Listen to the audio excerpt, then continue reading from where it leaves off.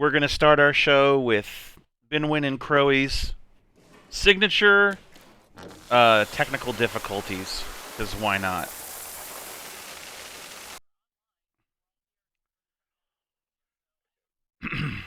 Nope. There are. It's audio. There's always something. No, there's always something. Always. You can count on it. I mean, do you really need to hear me? Yes. Yeah. I mean, you are our guest. You may think we don't have to hear you, but you've got to hear me. I'm important. Absolutely. Yeah. I mean, I feel like I shouldn't talk until you tell me to talk now because. Okay. Well, we haven't really officially started, but here, let me do this. We pop the chat out. Yeah. All right. Now I can see what people are saying about us. Gotta get that chat out there. Oh yeah, it's very, very important. Guys, I have to know what they're saying. Well, right now they're all saying hi. Hi. Oh, that's nice. Well, hello. Hi, I'm Binwin Bronzebottom, level 12, barbarian fighter, something. I don't remember my character sheet anymore. Anyway, you probably know me from Acquisitions Incorporated and the show we used to do for Codename where we played Idle Champions. And with me, as always, is my sidekick, Crowey. Hello. And today, on this second of 3 interview shows we're doing for Codename, we have a very, very special guest. That's right. You can see her up in our top left corner. It's Lauren Elbow Urban. Now, Elbow, that's an interesting career path. Tell me about making elbows. How does that work? Well, ever since I was a small child, I was interested in skeletons. And I see. So that's where we begin. Can they hear me now? I feel like I they keep talking less. They can definitely hear you. Yeah. Yes. And the elbows are important. Elbows are important. They do. They are connected to the other bones in the arm, which I don't really care about because I'm only interested in elbows. Oh, I'm sorry. I'm being told it's oboe. Now that makes a lot more sense. Okay. Yeah, that kind of does. But I was gonna roll with it. I mean, my husband's a nurse. I was gonna pull out all the nurse stuff. Oh, what? This works out well. Now we have a topic. Now we have an interesting topic. Why are we talking about oboes when we could be talking about elbows? I mean, no offense to either. No offense to any of us here on the show right now, but our jobs are not very important compared to what your husband is doing right now. I'll say it is what my husband used to do. He was a nurse. It is past tense. He is now an artist, but he was a nurse for a very long time, and so yes, he knows a lot about elbows. So he's safe. He's not nursing currently now in the pandemic. No, we are both living the life of staying at home and working at home and being at home and doing the home thing while we're at home. And smart. There's an outdoor world out there somewhere, and we go out in full masks and everything. And now I have a lot of really cute masks. Yeah, it's interesting how quickly that became a neat little fashion accessory too. I know a lot of cosplayers and people who actually make their own costumes and things, and being able to buy from them and support them and then have a lot of cute masks is a silver lining. So I have more masks than I know what to do with, but they are adorable. So I'm sorry, Lauren. I'm gonna pause you. I'm gonna pause you for just 1 second here. Yeah. Come here, Binwin. I gotta ask you something. What? Uh-oh. Hold on. Whoa, what happened? Ignore that. Yeah. What are you doing? Okay. Right. What's up? That's what you had really coming in? Elbows? That's all I had. That was your prep. Elbows. I'm just saying, because I asked Dylan a bunch of questions. Yeah. I said, what are things we can talk to Lauren about? Yeah. Yeah, and his response was she's a beam of sunshine. Yeah, that was his responance. So that was. I can open up the window if you really want to beam of sunshine. Bring you back into this. Hey, you can't hear us. Be quiet. So, sorry. Dylan didn't prep us for nothing. But what do you expect? Dylan is suboptimal at his job. I asked him like 15 poignant questions, making sure that we're on topic. We don't do anything to offend our guest, Lauren. We do all the right things. And his only response is, she's great. She's a beam of sunshine. Please tell me to all 15 questions that was his answer, because that'd be Yes. amazing. Yes. No, I'm not even kidding. It's right not a now. joke. I am not making a joke. What's your favorite food? She's a No, She's a beam beam of of sunshine. Not anything like that, but No. you try to do. Listen, we try to be professional here, despite our technical difficulties, and we asked a series of questions so that we could, get together and be like, what's a good stupid bit, because we like to open with that, and Dylan Gave us nothing. gave us nothing. Nothing. Absolutely nothing. His literal response. Let me go find it. Now I gotta scroll up. His literal response was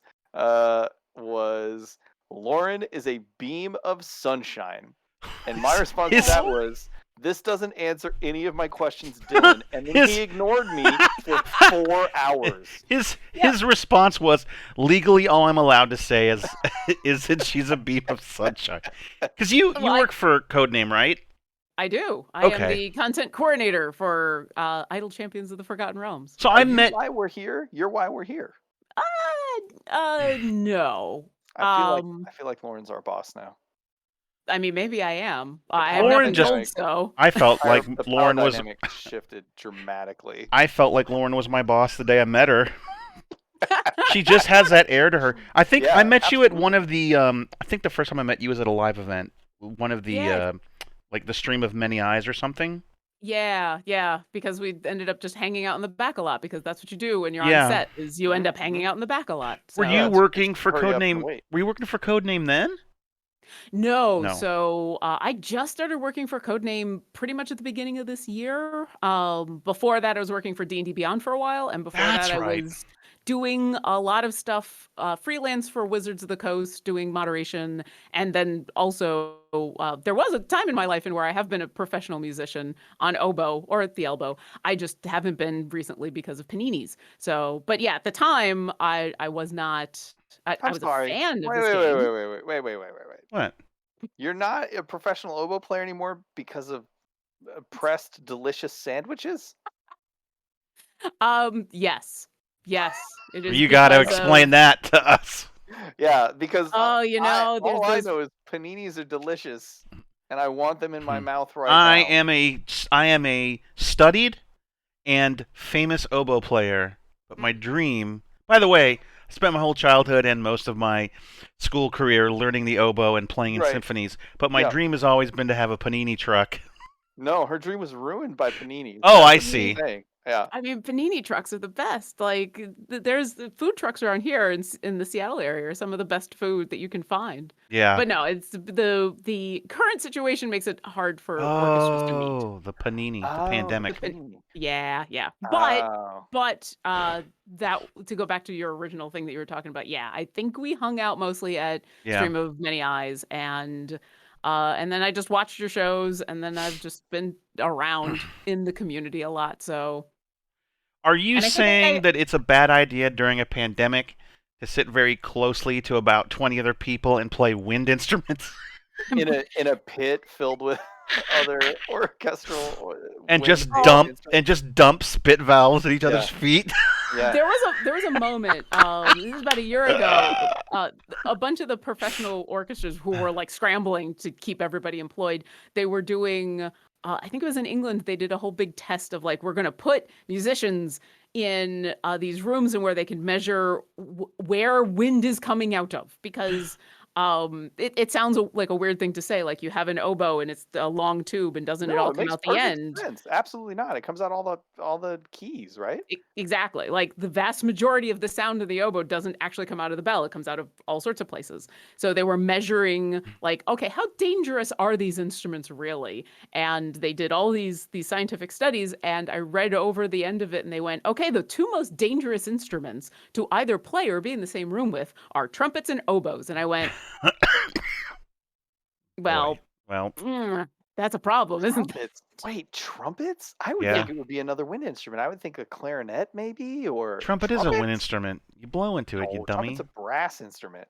Well, you are both correct. In that they involve a lot of the expulsion of air from your lungs into an instrument, but trumpet specifically because of the volume that came out, and oboe because of the intensity. So yeah, they said they were dangerous. I'm dangerous. And when you Yeah. play the trumpet, you got to do that tight lip blow thing.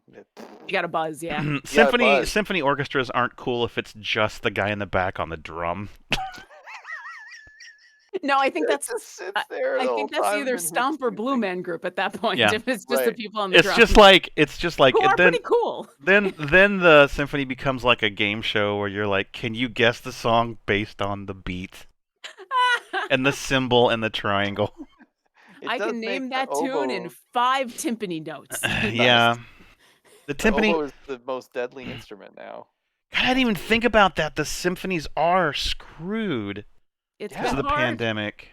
Yeah. It's been since the vaccines and masks and everything, it's been easier for strings to come back. So that's why a lot of the live stuff that you've seen have all been string orchestras. Yeah.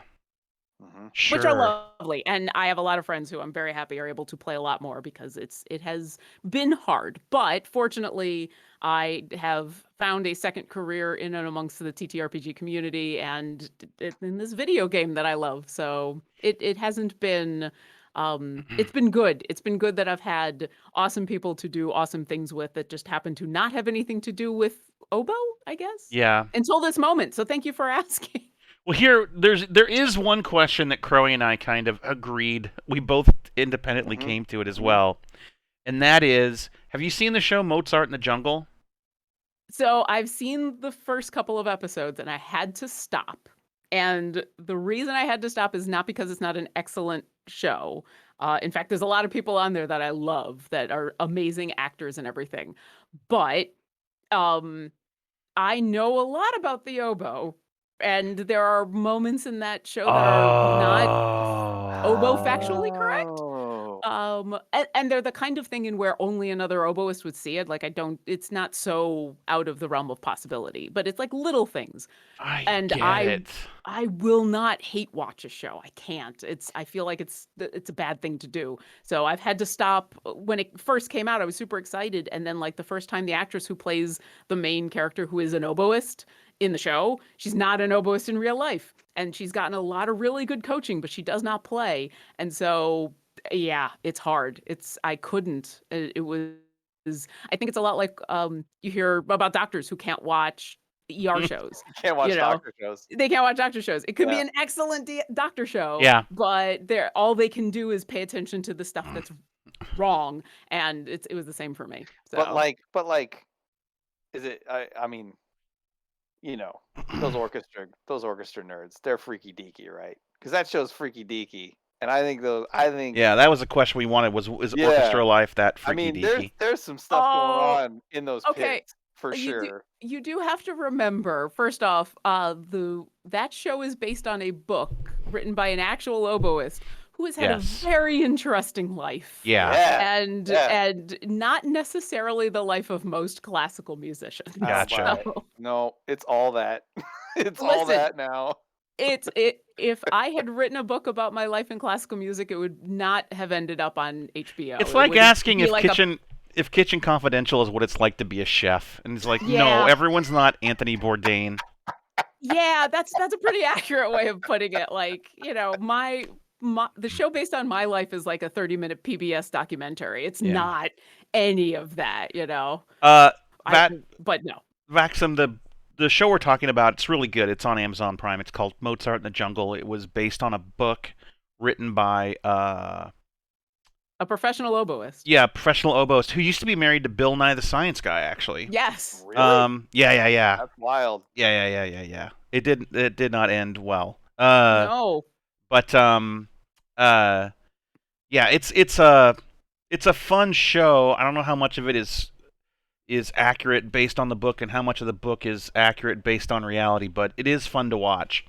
I felt the same way growing up about a show in the 80s called Too Close for Comfort. That had Where is this going? No, I'm telling you. So growing up, there was a show, a sitcom starring an actor named Ted Knight, who is famous from the movie Caddyshack, and if you're old enough to know, he used to be on the Mary Tyler Moore Show. He was also the narrator of Super Friends. If you grew up with the Super Friends, he was the guy that said, "Meanwhile, in the Hall of Justice," that was Ted Knight. But I don't think I knew that, but I do remember that cartoon. Yeah. Now I have meanwhile in the halls of justice. Yeah. Superman. He played a cartoonist, and he did a comic called Cosmic Cow. And when he sat down to draw, he wore a hand puppet on his drawing hand and put the pencil in the puppet's mouth and drew his comic that way. And I would lose my freaking mind every time that show came on. Like, what are you talking about? First of all, you can't draw that way. And my dad would always say, "Son, they've got to find a way to make cartooning look interesting on TV," so they do that. And I'm like, "It is interesting. It's very interesting. You don't need to do that." So yeah, Mozart in the Jungle, there was a moment that I knew I had to stop because they actually do hire real musicians to play the musicians that are around the main actors. And it's obvious that the main actors also have been given training on how to, at least at a basic level, play their instruments so that they can play along and not look out of place. So that's why I'm like, I can't watch this because I can see all the nuance. In the first episode, there's a moment in where there's a montage of oboists auditioning for a position, and I actually know one of the oboists. They hired a couple of oboists to be the people auditioning for this spot, and then there's the main character who comes in. And so the other oboists that come in are really playing real excerpts that we'd really find in an orchestral audition. And then the main character comes on in, and it's hard for me not to notice she's not really playing. But I don't think most people notice. But then also she's not playing anything that you'd actually play during a real audition, which also no one would notice except me. So it was one of those things like, okay, I get why, and they're doing a pretty good job, but I can't, because I just sat there next to Luke going, what do you mean? Why is she playing this? This isn't even an excerpt. What's going on? She started in the middle of that? What? And so I had to stop.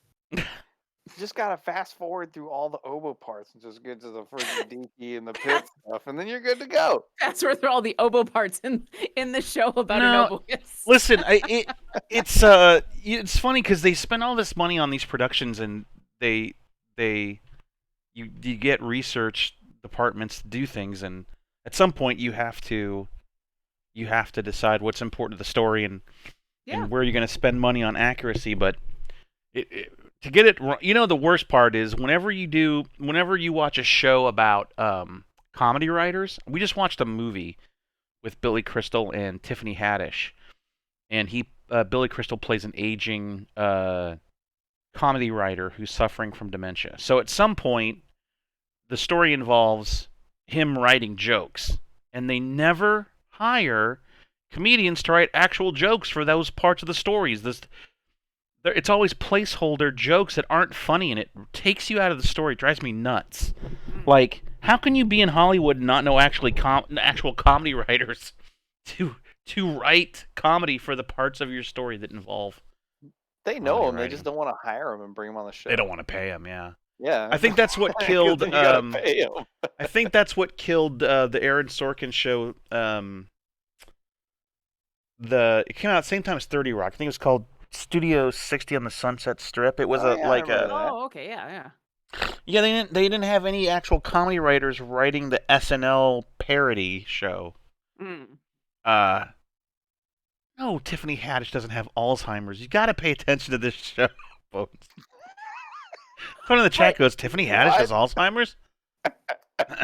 But that brings it back to the whole idea of like, all right, even if you're doing everything right, how far do you go for the tiny little segment of your audience that, in my case, are oboists? All right, there's an oboist watching this. Yeah, there's who are the comedy writers. So yeah, if you get close enough for jazz. So my question is, as a musician, how much pressure do you feel to always play a bard? A lot. Yeah. Although not as much recently. Really? Yeah. 4th edition all the time. And I avoided it like it was I avoided it because I did not want to be that musician. And then when 5th edition came out, it got a little bit less, but yeah, on a regular basis, people are like, oh, especially like when new bard subclasses come out or anything like that, people are like, oh, you're gonna play this bard, you're gonna play a bard. And I'm like, oh yeah, I like bards. Bards are fun, but yeah, You definitely you do music, therefore you always want to play this one class, right?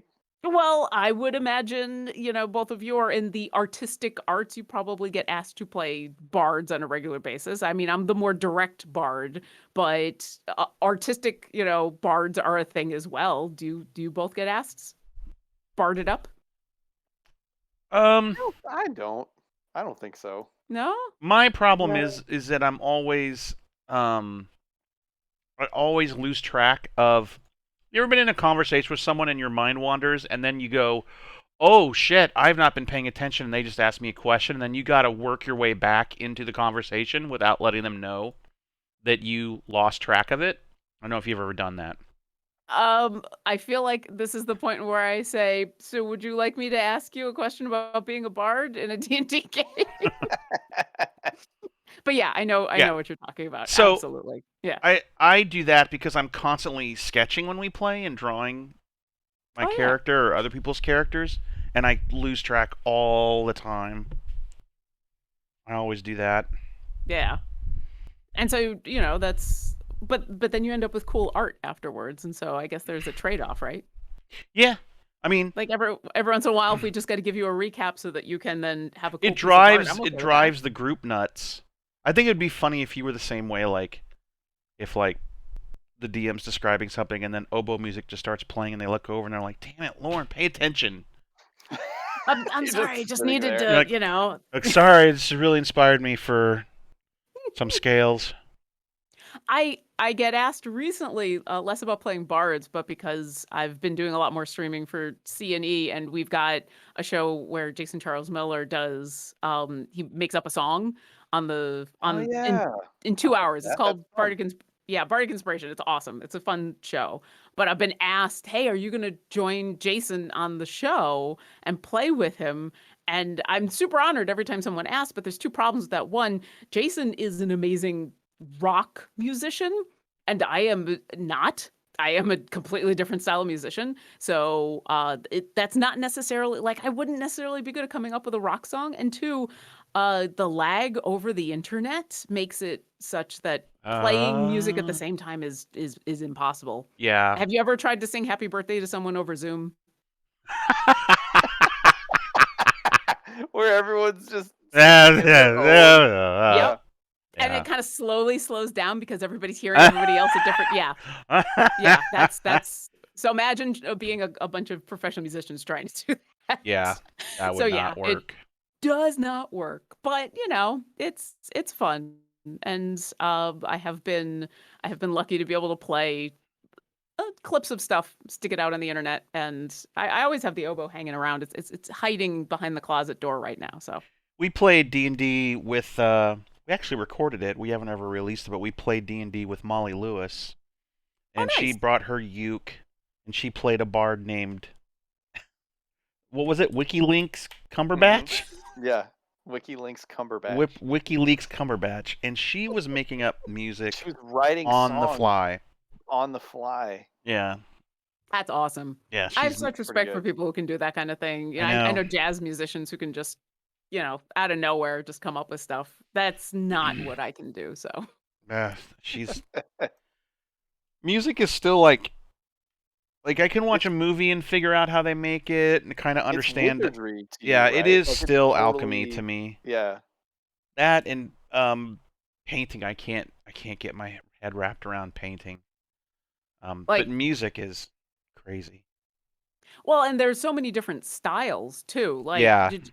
like I said, just because I'm a classical musician that can play that, like I can't do jazz. I can't do what Jason Charles Miller does. Like the fact that he can just come up with a chord progression on the fly, and that is not within my training. And so while I might kind of intellectually understand what's going on, and I have some basic understanding of the theory behind it, his ability to craft a song like that is as wondrous to me, even though I'm a trained musician, just because it's such a specialized thing. So it's I would imagine artistically that's the same kind of thing. Like you get used to a style or a format that you're Yeah, really good at and you like, and then something for else, even sure. though, you know, it's apples and oranges, even if they're both fruit.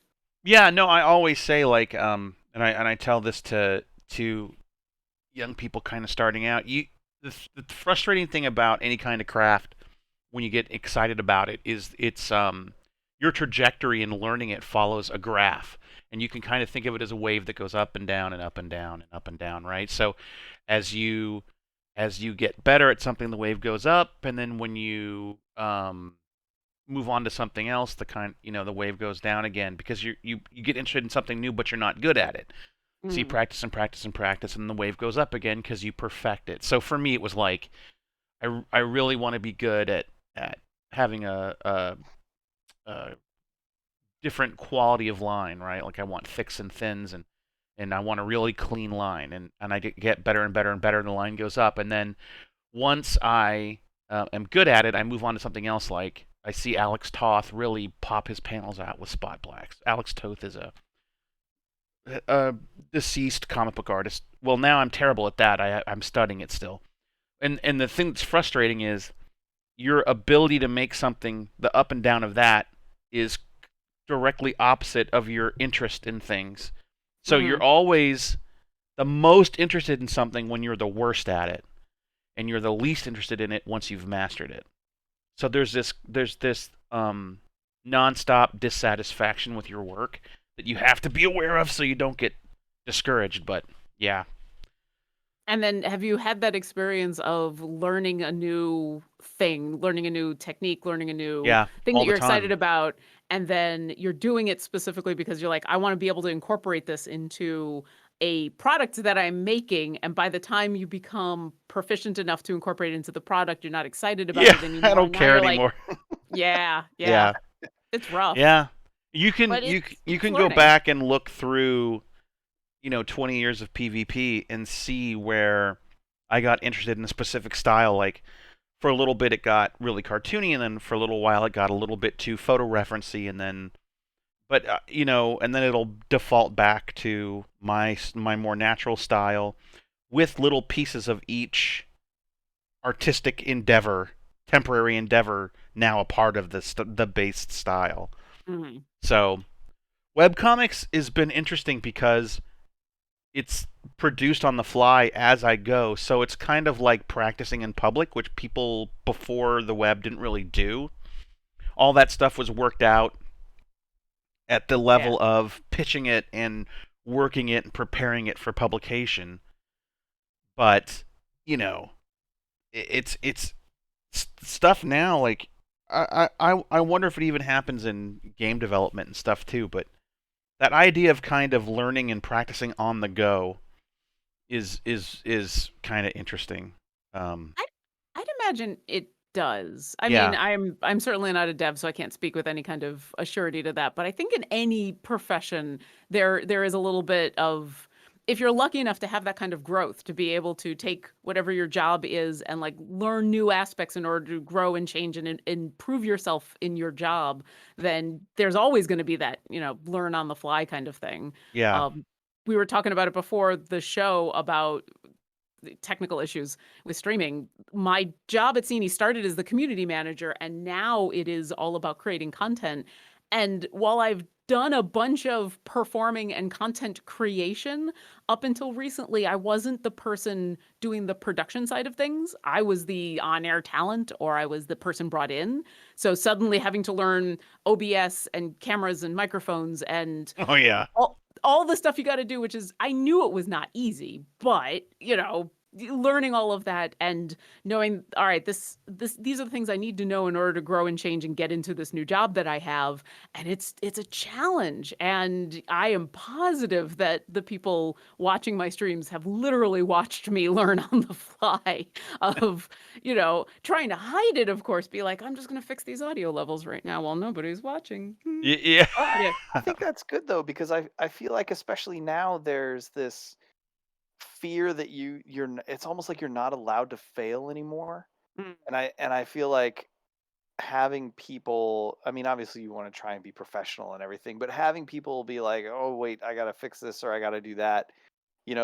There's fear of failure has always been a thing, but uh to both your point, where now we're doing everything in public, right? So it's like there's not the ability to screw up anymore, either because you're going to get yeah, blamed for something, or because your fear of failure is that much heightened because everybody's watching, right? So it's like having somebody be like, oh well, like with us, literally every time we start, something's going to go Something's wrong. go wrong. Yeah. But now it's become like the running gag, and look, it'll go wrong, we'll fix it, and then we'll be fine. And Just chill out. it's not just you and it's not just me. It's literally everybody who streams. On a daily basis, I'm watching a D&D stream, and the joke has become that every D&D stream I watch that is on the air either has technical difficulties and or a cat. And one of the two happens, and often both at the same time. Like, The cat is the cause of the technical difficulty. Yeah. sometimes, yeah, and sometimes the Yeah, cat is for the sure. distraction. Yeah. But yeah, every single one, and it's just the life that we live in, and the amount of content that's on Twitch in specific. Nothing always goes right all of the time. Like even professional TV production, you watch as stuff goes wrong, and their green screen goes wrong, or they cut to the wrong camera. When you do things live, things go wrong, and Yeah. it's a little disheartening to know, oh, my mistake is on the internet forever and not just living in the back of my head. But you know what? But at some point, we've got to get to where that's okay. Like it's like we're gonna hit an era where everyone's mistakes have been recorded and put out there for everyone to see. So everybody's gonna have to be all right Yeah. with that being out in the open I at mean, some point. I think we're there. Yeah, I we're think getting Yeah. there. we're Yeah. literally there. So it's both terrifying and also, but it Kind is of good to kind of see. freeing in a I have weird way. I have a theory based on that whole concept. Which Hmm. one? Well, I mean, not to bring like cancel culture into this, but Well, like before you do that, I've right. been told that the giveaway is about to begin, and so Ooh, how's that I'm work? What are we uh, giving? you fortunately, we don't have to do anything. We have awesome mods in chat. We have Martin currently in chat, who's going to be running a giveaway for a chance to win 4 Idle Champions dice, the D6s that we give away. And the Oh, reason that Oh we're yeah. announcing it is because we're trying to run these giveaways in just a couple minutes instead of like leaving them open. So, hey, if you're listening to the show but not watching and want to jump on into the chat and enter for a chance to give away, apparently Elbow Interview is the word you have to put into chat for a chance to win. oh And man, if you win, you'll win 4 of our D6s that have Iris on the 6 part of it, so you can roll your next character with Iris. that's awesome. Mm-hmm. Uh, I forgot well, what we were talking about. no, I we got were distracted by we were D6s. talking about Oh, the fear of failing in public. the fear Oh, of yeah, the fear of perfection. I think that a lot of it comes down towards I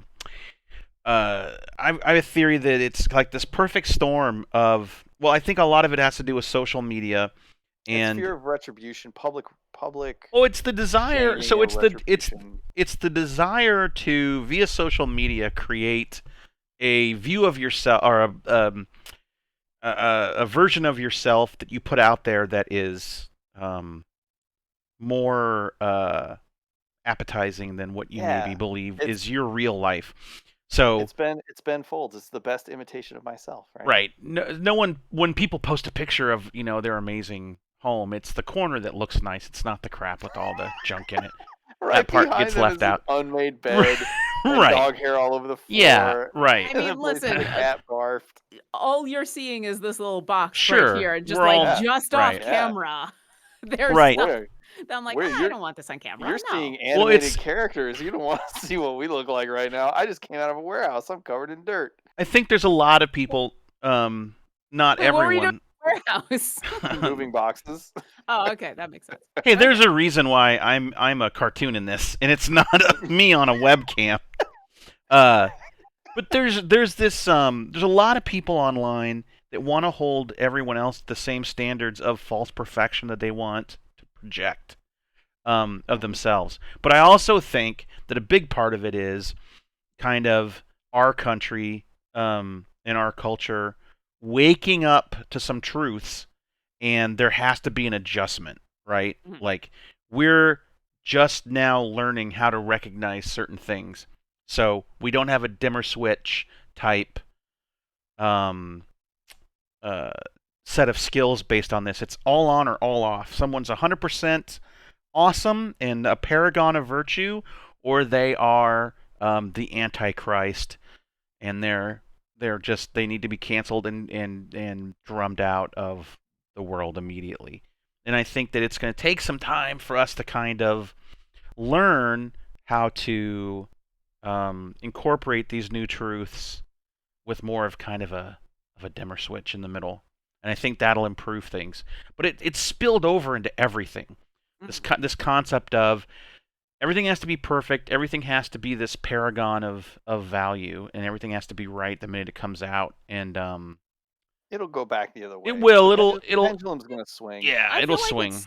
it's starting to, because you are seeing some people online who are championing the idea of like, hey, it's okay to not be okay. It is Yeah. okay to not have the good day. It's okay to disconnect from the internet, from social media, from all of that. It's okay to understand that there are other people who are putting out, that it's okay to want to put your best foot forward on social media, but with the understanding that like life is not perfect for everybody, that like, you know, it's starting to come around. But I Yeah. think those are a lot of those, you know, when you're talking about just in general how to put yourself out in social media, those are definitely questions that everyone has to answer now about what do they want out of social media, what do they want to present in social media. Like, I grew up on the BBS where the idea of telling anybody my real name on the internet was Crazy. anathema. Yeah. Like, you Yeah. did That was not tell nuts. anyone your real name. No. That was And crazy. then slowly it's evolved into now Facebook, and all of your information can be out there, and you know, using your real name is kind of normal. And that's just in my lifetime, and while I am not young, that's not been a long time. So I think you're right that it's changing all the time, and it's changing for different people, and it depends on the platform. And in the end, beyond what anybody else is going to critique about your social media, it's doing the right thing for you and figuring out what's helpful to you, what's not harmful to you, and making sure that you're doing it for the right reasons. So Crowy and I believe that we're in the late stages of social media. the Oh, yeah. late stages, Yeah. as in like it's about to die, Yeah, or it's gonna go. I think it's gonna go back to what you were describing previously. I do too. Like think about Discord, now the most used platform for everything, and it's effectively a BBS. You just don't have to dial the number to call in. that's true. You just Although click and then you're on the server. I miss listening to that noise. I am old enough to remember that. Wow, Yeah. wow, wow. Yeah. Bong, You're old enough to bong. know that? That surprises me. Yeah, What I are am you, like 44 20, years old. 20, So Stop it. 44? You are Mhm. not. You are not. That's another thing that's come with age, is I've stopped caring about telling people what my age is. Oh I'm 44 man. years old. Your Yep. elbows and oboes kept you so young. I'm telling you, man. It's Yeah, great. Yeah. When the coolest thing, and you know, if you're at all like I was and you're afraid of that impending 50, let me tell you, 50 hit, and I stopped giving a shit about everything. I stopped at 40. 40 was it for me. I don't know. It doesn't matter. Ah, It doesn't matter to me I anymore at all. I turned 50 and weird things started happening. Like I woke up one day and I was like, you know what? Hey guys, by the way, while I'm allowed to curse, the chat is PG-13. Yes, So- please, chat. So please remember keep that- the chat yes. PG-13. Do not take my inability to maintain decorum in this stream as your some kind of permission to curse in the chat. So I apologize in advance. But anyway, at one point after turning 50, I decided, fuck belts. I hate them. I'm tired of belts. Belts? What I- a very specific Belts in your pants up? What are you talking about? Well, okay, so I think it also coincided with turning 50 during a pandemic year when most of us spent a year in pajamas and sweats. But when we started Yeah. kind of going outside again, I had to put on real pants, and belts were like So I have a bad habit, and I inherited it from my father, and I don't know why. We both do it. We have a bad habit of over tightening belts. I don't know if it's an anxiety thing or what, but we will. My mom used to say Don't that want you're. those pants to fall down. You got to make it tight. But my dad used to, like, my mom would be like, God, your dad tightens his belts so tight, I'm afraid he's going to lose a leg and, cut off blood supply. But, like, I did it too. And then at 50, I was like, I woke up one day and I was like, immediately went online and typed in suspenders, bracers. And it was like, if you buy these things and you hammer them into your jeans, you can just have these awesome suspenders for your jeans. And I'm like, oh, I'm 50 now. I can be like Chris Schweitzer. Google him. He's a cartoonist friend of ours that might also be a lumberjack. You're gonna Google him and you're gonna think this guy is out of time. Like he Yeah. belongs in the 1750s. So there's a movie when I was growing up with Christopher Reeve and Jane Seymour about a guy that went back in time and fell in love, and then he ended up accidentally looking at a penny and coming back and losing Jane Seymour. But you should watch it. It's called Somewhere in Time. They'll make you cry. But anyway, I'm pretty sure that Chris Schweitzer is the opposite. I'm pretty sure he accidentally came forward in time. He's a cartoonist that he just loves like history and the banjo and and being a cowboy and working on tall ships. Yeah, I was visiting. I was visiting. I was Chris Schweitzer comic if you want to actually see this person. I was visiting Corey one time, and Chris showed up, and he had just spent a week on a clipper ship in off the coast of Oregon, learning how to climb the rigging and tie the sail knots up there. I mean, talk about advancing your personal career by learning new skills. Yeah. Like, I'm an illustrator, but I'm going to go learn how to be a seaman. But he showed up like with the bandana around his neck and the striped shirt and the bracers. That he looked like white striped shirt. He looked like Bluto from a 1930s Popeye cartoon. He's like, "Hey Scott, what's going on?" And he had this big box under his arm. I'm like, "What's in the box?" And he's like, "Oh, it's my stuff." He had forgotten. Oh wait, he'd forgotten what was in the box? Or No, he'd forgotten what the stuff was called? like where you might carry a suitcase or a thing. He had picked up more stuff on the way that didn't fit in his duffel bag that he was carrying, like he had just gotten off of a clipper ship in the 1800s. He had extra stuff now, and rather than buy another bag, he just said, "Can I have that box?" and was carrying the box. So, I mean, was it a good box? Was it made out of some no, wood? no. Sure, there was something It about was it. a cardboard box. Oh, okay. I was kind of picturing, because you're talking about him coming off of a boat. Like, here's my wooden box that I kept all of my stuff in. Waterproofed and everything. It's like a nice box. But he wears stuff that you could never get away with today in the fashion world, but he just doesn't care. He's like, well, this is what they used to wear, and it makes a lot of sense. And like, he's the guy. I think Chris is the kind of guy that would wear a tie because he wears shirts that require a tie to keep the neck closed, because that's why ties were invented.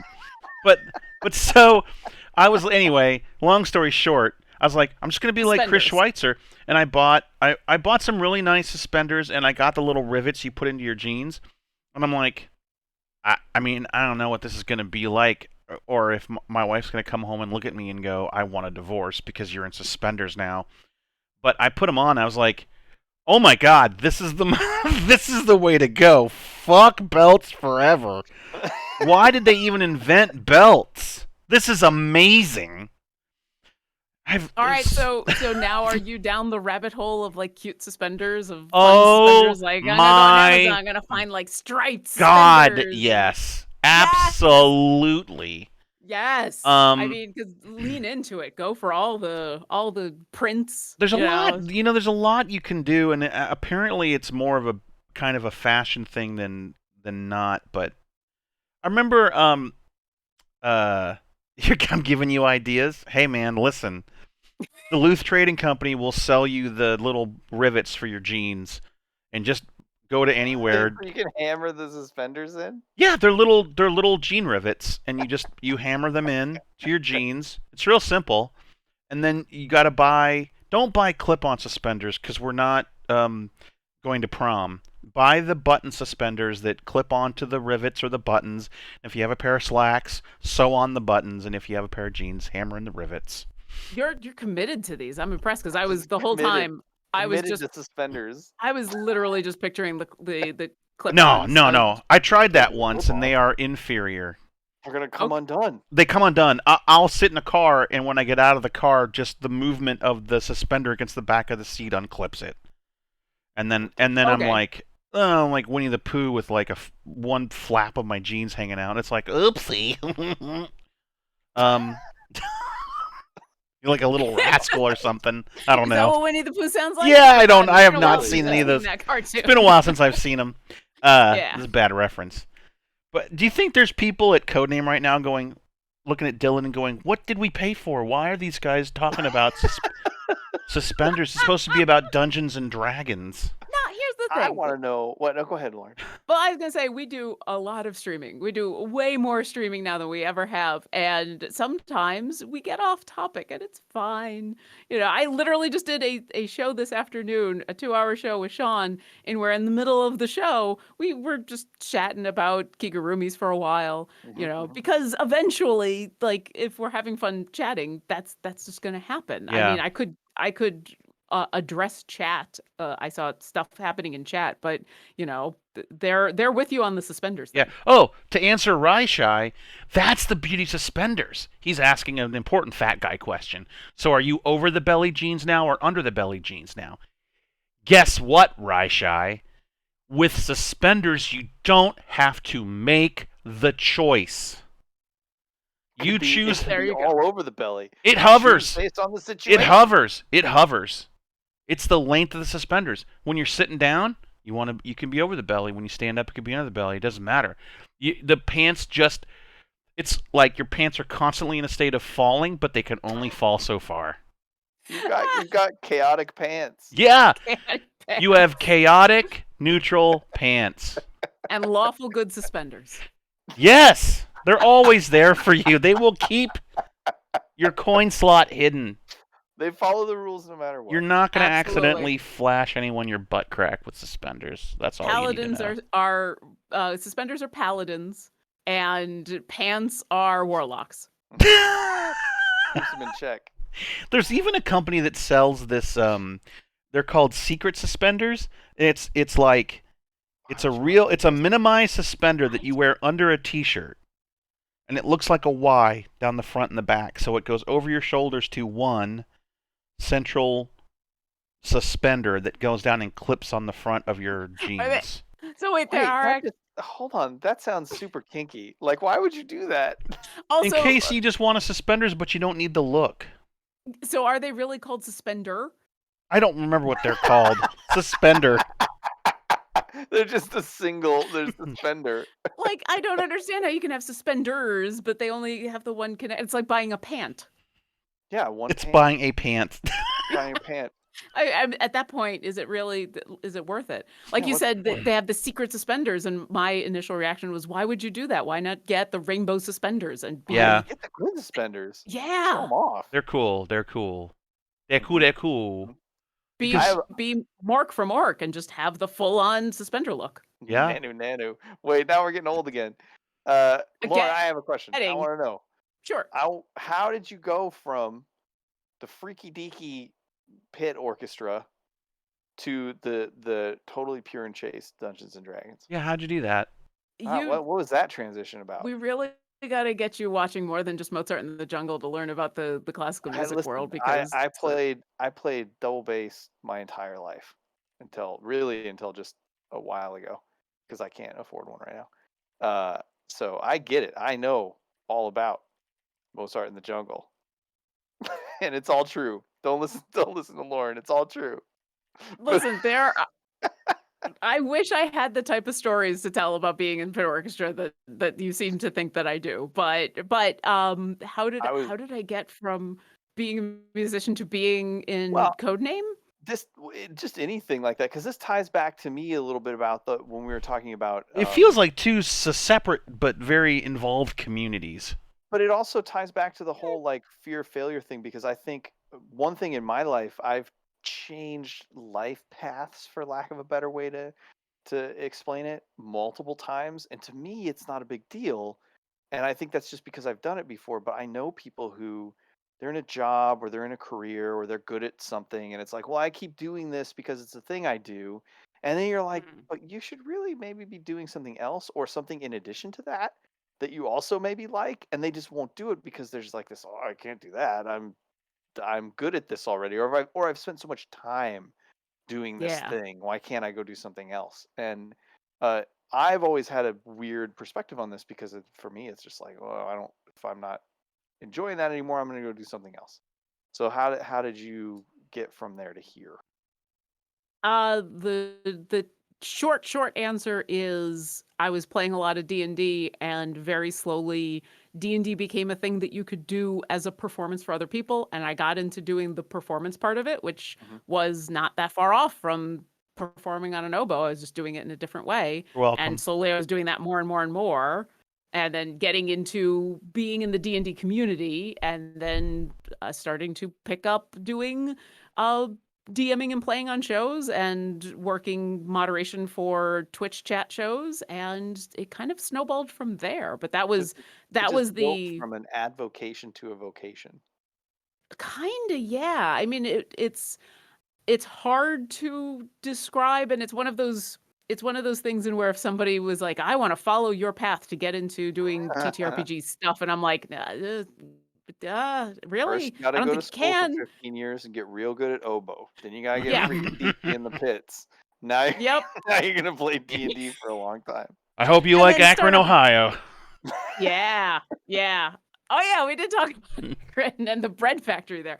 So Yeah. yeah, it was that, but that was the connection point there was um I was getting into I played D&D all through 4th edition, but it was kind of into 5th edition, and where streams and podcasts and everything really started to get going, where D&D became a thing that you could do as entertainment for others, and that tapped into the same thing that I like about playing the oboe, which is being an entertainer for others, just in a different way. And then it kind of snowballed from there. But it was a multi-year weird process, and it wasn't until very relatively recently that it became my full-time job and music became the part-time job. So I like that. I like It's it so because crazy. it feels like a Yeah. natural transition. So crazy to hear you say performing D&D became a thing you could do, because I always flash back to the last time I was at a PAX West, and mm. we had our booth set up, and we have a little room in the back called the Crying Room. It's where people Oh. go to cry. It's where those of us with social anxiety hide to break Mhm. down before we come back out and meet the crowd. But there was one of the D&D podcast groups that are super famous now were signing, and Chris Perkins walked past the booth and came back into the room with me, the Crying Room with me, and he sat down, and we were looking out at how long the line was, and I looked at him and he looked at me. We both shook our heads like, I can't believe this started with the podcast 12 years ago. Weird. It's So weird. it's so weird. You know, It's cool, but it's also very weird. No one would have thought. I'm gonna be honest. I kind of agree that's a little weird, but also at the same time, seeing how much Let's Plays became a thing, Yeah. seeing Mhm. when you think about it, sports, any of that, like watching people do a thing that, as entertainment, that's always been a thing. But now it's all right, I'm gonna watch this person play video games. I'm gonna watch these people play this other game. At least D&D makes a little more sense to me than some of the other Let's Play aspects of stuff, because you could essentially ignore the game part of it and consider it, I'm just listening to my stories. I'm just listening to my soap opera. I'm just listening to my, Yeah. the show that I watch every single week. So, Right, but the difference is we grew up with soap operas and TV dramas being something that the entire world knew about. Mhm. And we come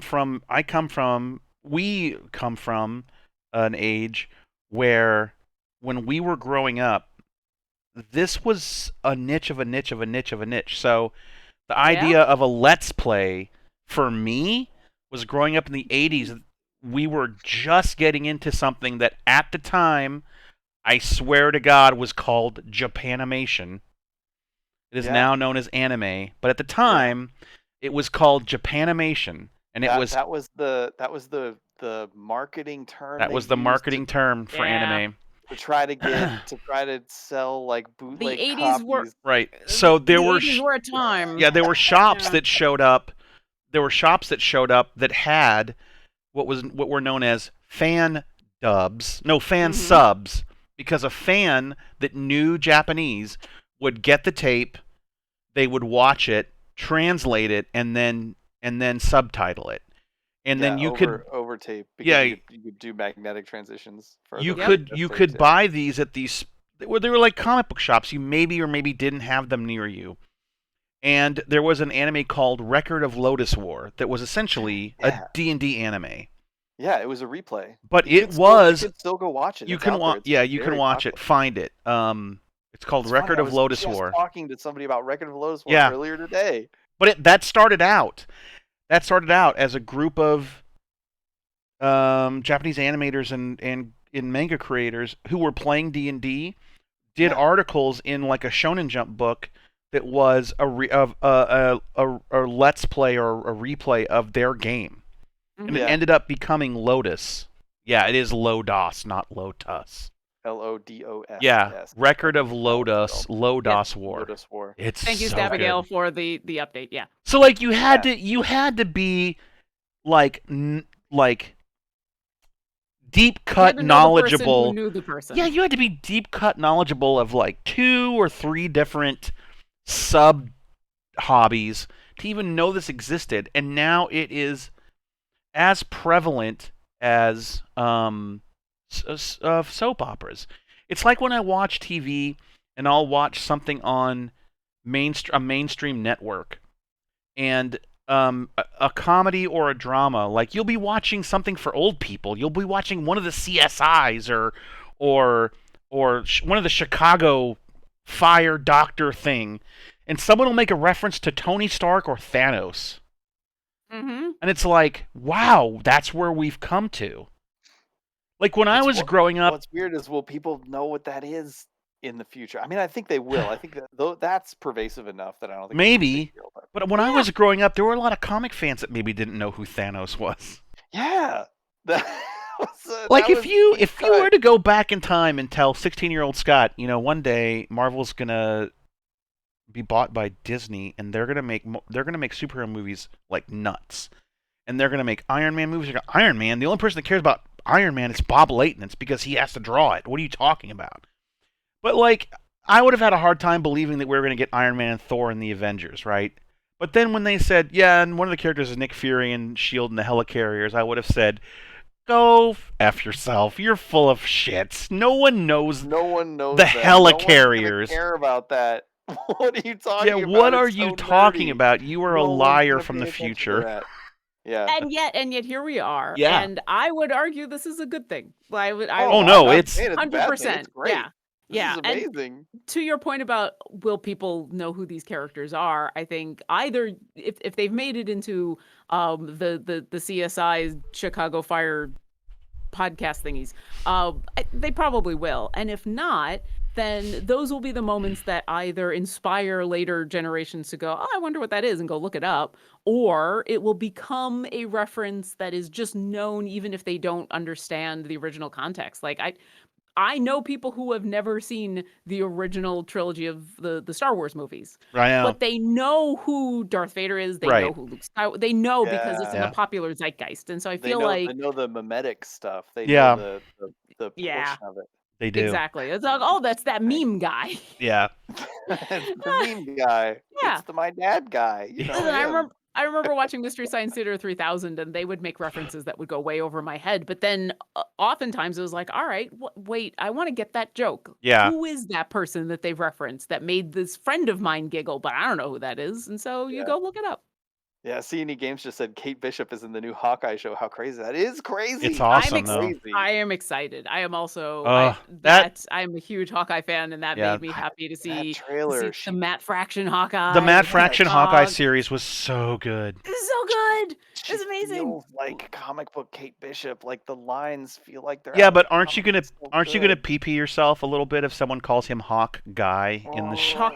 You know Hawkeye. they're gonna They're have gonna that do it. cookout. They're gonna do the cookout on the roof. and Pizza someone's Dog's gonna be like, Pizza Dog's in it. They "Hawkeye." showed Pizza Dog in the trailer. They did show Pizza Dog, yeah. Well, and I'm happy that we're finally going to be able to see Clint Barton as something more than just like the character that shows up for Yeah. 5 minutes. That like he's had these moments of the wry humor in a bunch of the movies, but now like the two of them are finally going to be able to get that, and I'm excited. I didn't know how they were going to meld those two, but I have good feelings. I had read somewhere they're going to do Clint with hearing aids too. He does. He has There's them. a- You can see him in the Yeah. trailer.